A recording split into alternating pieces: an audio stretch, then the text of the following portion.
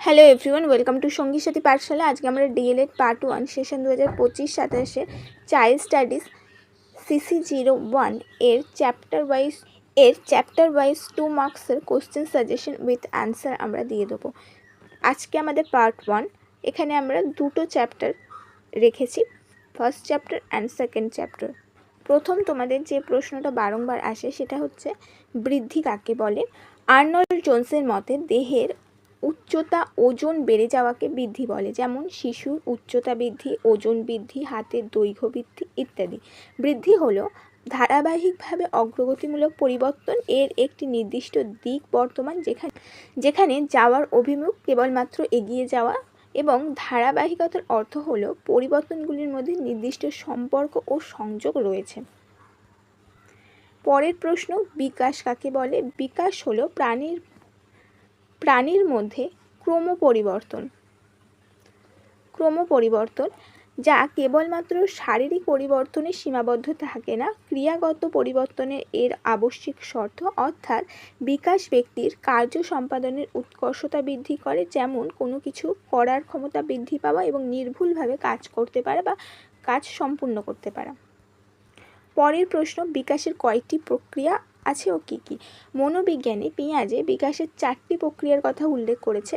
এগুলি হলো পরিণমন, অভিজ্ঞতা, মানসিক যোগাযোগ অর্থাৎ অন্যের সাথে কথা বলা, এবং ভারসাম্যকরণ। 4 নম্বর প্রশ্ন, বিকাশের যে কোনো দুটি নীতি লেখো। বিকাশের দুটি নীতি বা গুরুত্বপূর্ণ নীতি হলো 1. শিখন এবং পরিণমনের মিথস্ক্রিয়ার ফলে বিকাশ কার্যকর হয়। 2. বিকাশের ফলে পরিবর্তন ঘটে যার উদ্দেশ্য হলো ব্যক্তির আত্মোপলব্ধি অর্থাৎ নিজেকে জানতে পারা। 5 নম্বর প্রশ্ন হলো, বিকাশের প্রধান নীতি বা প্রিন্সিপালস অফ ডেভেলপমেন্ট কী। বিকাশের প্রধান নীতিসমূহ হলো, এটি একটি নির্দিষ্ট ক্রম মেনে চলে, বিকাশ ধারাবাহিক ও অবিচ্ছিন্ন, বিকাশে ব্যক্তিগত বিভিন্নতা লক্ষ্য করা যায়, বিকাশ সহজ থেকে জটিলের দিকে এগিয়ে যায়, বিকাশে বংশগতি ও পরিবেশের উভয়ের প্রভাব থাকে। পরের প্রশ্ন হচ্ছে, বিকাশের বহুমাত্রিকতা বলতে কী বোঝায়। বিকাশের অন্যতম প্রধান বৈশিষ্ট্য হলো বহুমাত্রিক, অর্থাৎ শিশুর বিকাশ বিভিন্ন দিকে ঘটে, যেমন শারীরিক বিকাশ, মানসিক বিকাশ, ভাষাগত বিকাশ, বৌদ্ধিক বিকাশ, সামাজিক বিকাশ, প্রাক্ষবিক বিকাশ, ব্যক্তিগত বা ব্যক্তিত্ব বিকাশ ইত্যাদি। বৃদ্ধির সঙ্গে দেহের আকারের পরিবর্তন, সাথে সাথে শক্তি, প্রাক্ষবিক নিয়ন্ত্রণ, বৌদ্ধিক চিন্তন ক্ষমতা, বিশ্লেষণাত্মক ক্ষমতার বৃদ্ধি ঘটে এবং স্মৃতিশক্তিরও বৃদ্ধি ঘটে। মানসিক ক্ষমতার বিকাশের এই যে বিভিন্ন দিককে তাকেই বহুমাত্রিক বলা হয়, এগুলোকেই বিকাশের বহুমাত্রিকতা বলা হচ্ছে।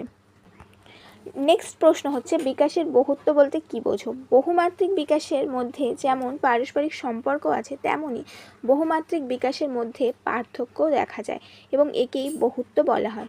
বিকাশের বহুত্ব বা পার্থক্যকে 2 ভাগে ভাগ করে আলোচনা করা যায়। এগুলি হলো অন্তর্ব্যক্তি পার্থক্য এবং আন্তর্ব্যক্তি পার্থক্য। বিকাশের অন্তর্ব্যক্তি পার্থক্য বলতে কী বোঝো। বিকাশের অন্তর্ব্যক্তি পার্থক্য বলতে বোঝায় একই ব্যক্তির মধ্যে বিভিন্ন দিকের বিকাশ, যেমন শারীরিক বিকাশ, মানসিক, প্রাক্ষবিক ইত্যাদি। প্রতিটি ক্ষেত্রে পার্থক্য ঘটে, আবার বিকাশের বিভিন্ন স্তরে একই হারে বিকাশ ঘটে না। কোনো স্তরে দ্রুত, আবার কোনো স্তরে ধীর গতিতে বিকাশ ঘটে, যেমন শৈশবে মানসিক বিকাশ খুব দ্রুত ঘটে, আবার বাল্যকালে বিকাশের হার হ্রাস পায়। নেক্সট হচ্ছে, বিকাশের আন্তর্ব্যক্তি পার্থক্য বলতে কী বোঝো। বিকাশের ক্ষেত্রে পার্থক্য বা বহুত্বের কারণ হলো বংশধারা এবং পরিবেশ উভয়। জৈবিক এবং জিনগতভাবে এক ব্যক্তি অন্য থেকে পৃথক, এছাড়া 2 ব্যক্তিরও পরিবেশ কখনো একরকম হয় না, এমনকি যমজের ক্ষেত্রেও তা এক হয় না।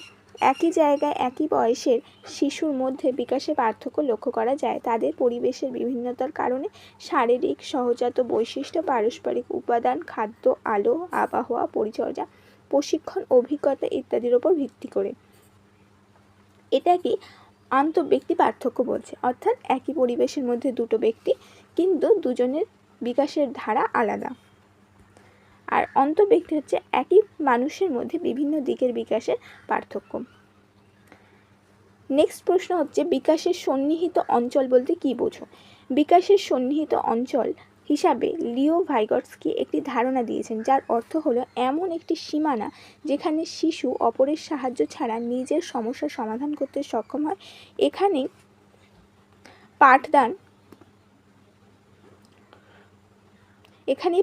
এবং পাঠ গ্রহণ সফলতা পায়, কারণ শিক্ষার্থী প্রকৃত শিক্ষা এখানে ঘটে, অর্থাৎ সে নিজেই নিজের সমস্যার সমাধান করছে এবং তার জন্য নিজেই সক্রিয় হচ্ছে।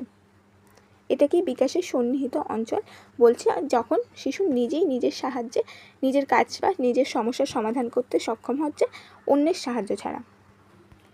নেক্সট প্রশ্ন হচ্ছে নিরবিচ্ছিন্ন এবং বিচ্ছিন্ন বিকাশ কাকে বলে?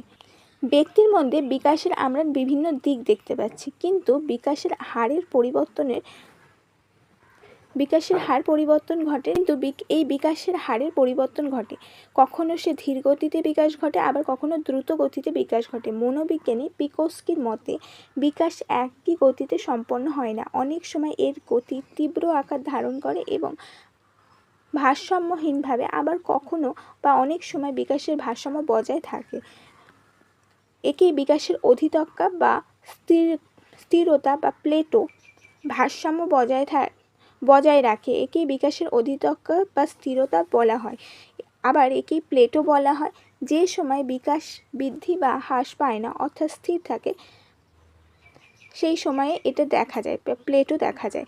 বিকাশের স্থিরতা বিকাশের নির্দিষ্ট স্তরে হতে পারে বা বিভিন্ন স্তরেও হতে পারে। বিকাশের এই স্থিরতা অবস্থাকে বিচ্ছিন্নতা স্থিরতা বলা হয়।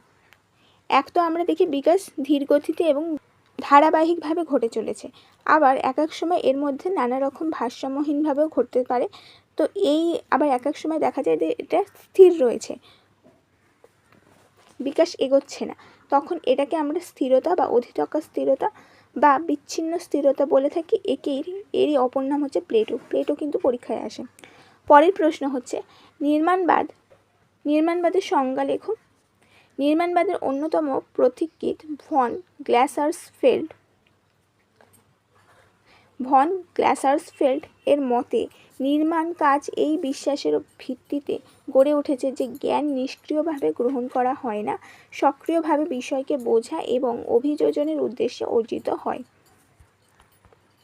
অন্যদিকে মনোবিজ্ঞানী ব্রুনারের মতে নির্মাণবাদ হলো শিক্ষণের একটি তত্ত্ব, যেখানে মনে করা হয় শিক্ষার্থী সক্রিয়ভাবে তার পূর্ব অভিজ্ঞতা এবং বর্তমান অভিজ্ঞতার ভিত্তিতে নতুন চিন্তা বা ধারণাকে গঠন করে। তাদের ধারণা থেকে বলা যায় যে নির্মাণবাদ মনে করে মানুষের জ্ঞান এবং শিখন শিশু বা শিক্ষার্থীদের মধ্যে সক্রিয়ভাবে সৃষ্টি হয়। শিশু তার পূর্ব অভিজ্ঞতার ভিত্তিতে নতুন জ্ঞান নির্মাণ করে থাকে। নেক্সট হচ্ছে নির্মাণবাদের প্রধান নীতিগুলি কী কী? নির্মাণবাদের স্পষ্ট করে বুঝতে হলে দুটি নীতি উল্লেখযোগ্য। এক হচ্ছে শিশু নিষ্ক্রিয় সত্তা নয় এবং সক্রিয় এবং অভিজ্ঞতা সম্পন্ন একটি সত্তা, যে শিক্ষণ এবং জ্ঞানের বিকাশে গুরুত্বপূর্ণ ভূমিকা পালন করে। শিশু বা শিক্ষার্থীরা নিজেরাই জ্ঞান নির্মাণ করে থাকে।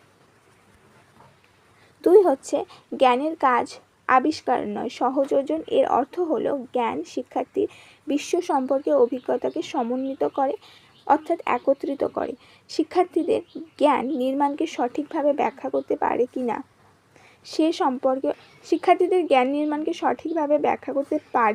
সে সম্পর্কে অবহিত হওয়া, এই ব্যাখ্যার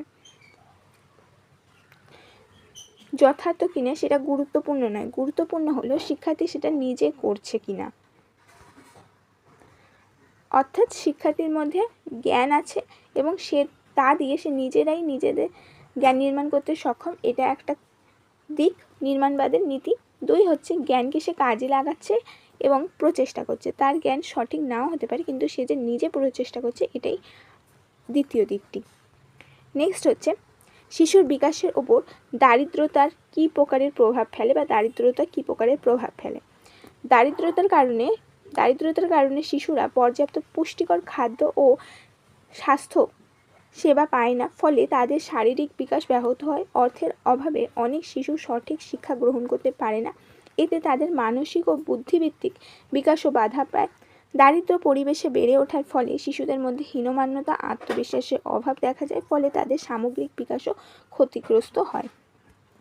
নেক্সট হচ্ছে শিশুর জ্ঞান নির্মাণের ক্ষেত্রে সংস্কৃতি কিভাবে প্রভাবিত করে। ব্যক্তির সব ক্ষেত্রে সংস্কৃতির প্রভাব বিশেষভাবে গুরুত্বপূর্ণ। বাল্যকালে জ্ঞান নির্মাণের ক্ষেত্রেও সংস্কৃতির প্রভাব যথেষ্ট গুরুত্বপূর্ণ প্রভাব ফেলে। শিশুর জ্ঞান নির্মাণ এবং সংস্কৃতির প্রভাব সম্পর্কে সিটি ফস্টনের বক্তব্য বিশেষভাবে উল্লেখযোগ্য। তার মতে জ্ঞান নির্মাণের ক্ষেত্রে পরিবেশ, সংকেত এবং পূর্ব ব্যবহৃত দ্রব্যাদি বিশেষভাবে প্রভাব বিস্তার করে। এই পরিবেশ কেবলমাত্র প্রাকৃতিক পরিবেশ নয়, সামাজিক এবং সাংস্কৃতিক পরিবেশের মধ্যে অন্তর্ভুক্ত।